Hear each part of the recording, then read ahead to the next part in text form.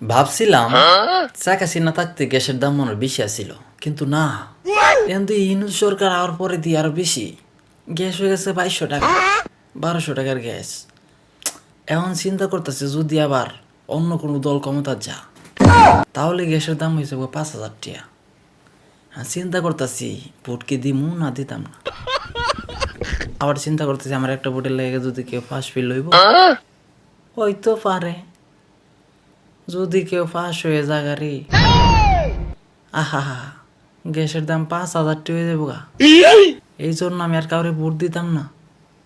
Vote কারি দিমু, কেউরে vote দিতাম না। যেদিন গ্যাসের দাম যে কোনো দল আয়া যদি ক আমরা পাস হইলে গ্যাস 600 থেকে 700 টাকা হবে, সেই দলের আমি ভোট দিমু। এর আগে আমি আর কাউরে ভোট দিমু না। গ্যাসের দাম 2200 টাকা, খাওয়ান বন্ধ হয়ে যেতেছে গা।